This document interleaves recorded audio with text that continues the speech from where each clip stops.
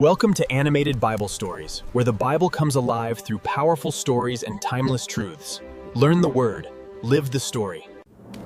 Manasseh was the son of King Hezekiah, born into a palace where no idols remained, after Hezekiah destroyed every idol.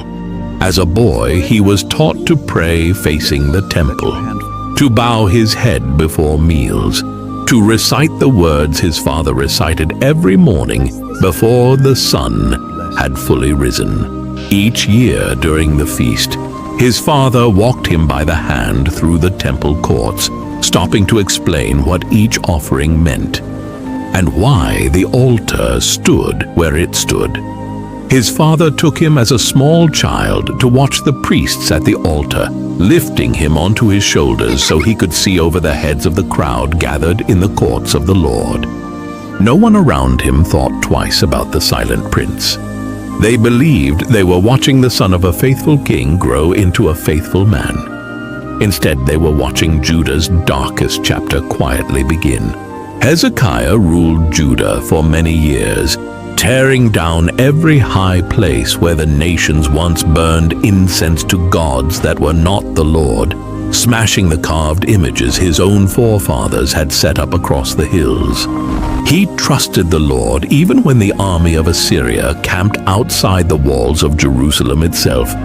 Manasseh grew up inside the years that followed that victory, walking the same halls his father walked, watching him kneel before the Lord in the same room every evening before he slept, never knowing what he would one day become. But Hezekiah grew sick, and then he grew old, and then he died, and the crown of Judah was placed on the head of his son. Manasseh was 12 years old the day he sat down on his father's throne for the first time.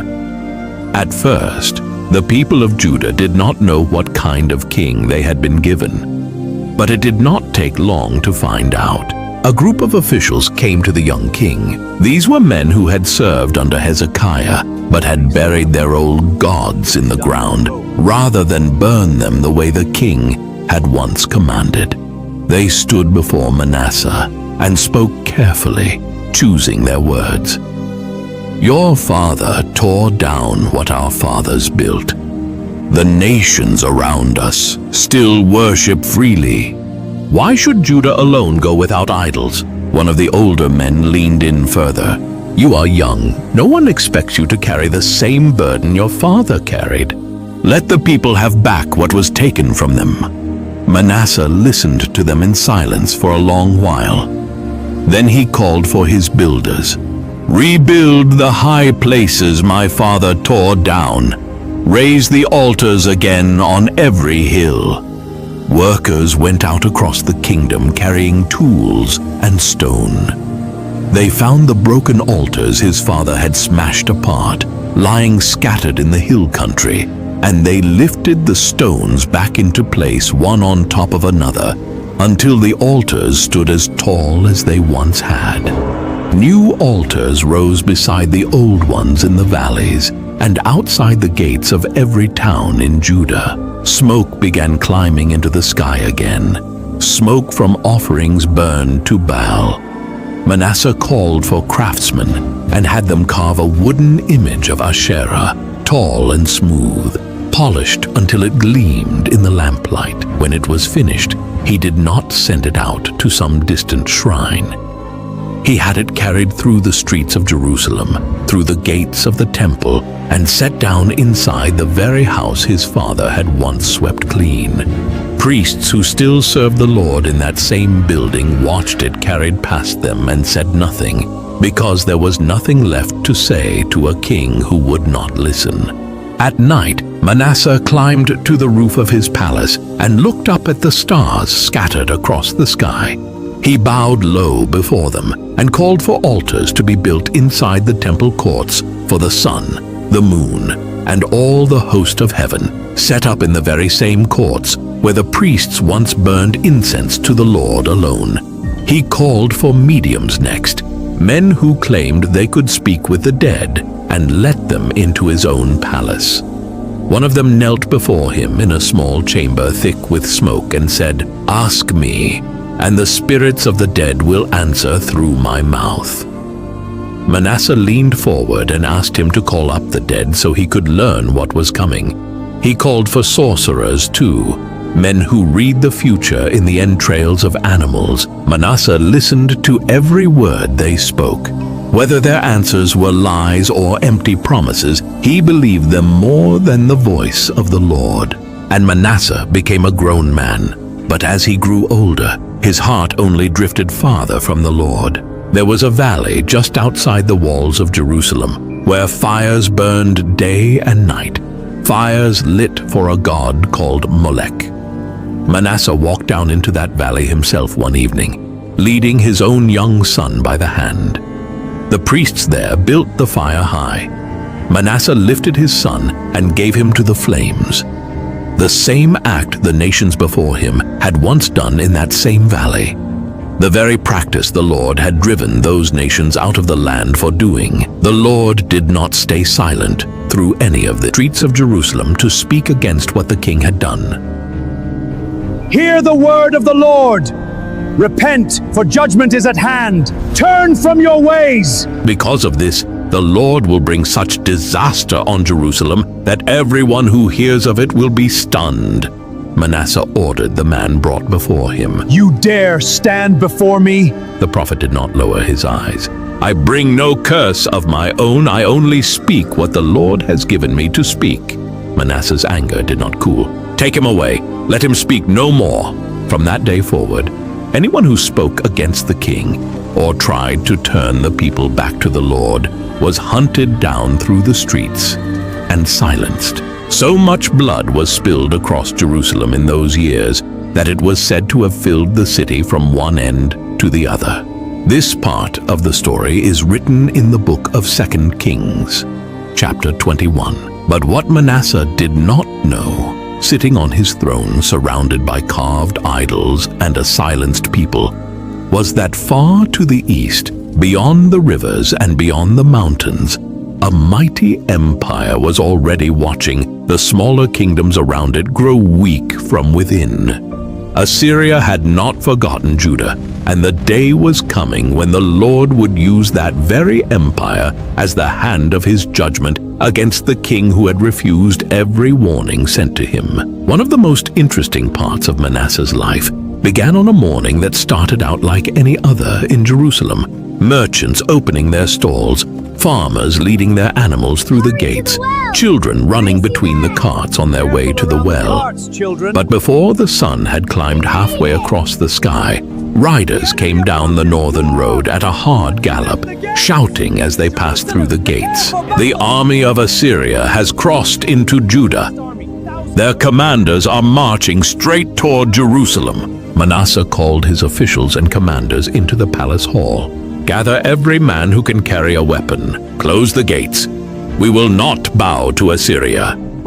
Soldiers ran through the streets, banging on doors, calling out, "Men of Judah, take up your weapons! The king commands us to stand!"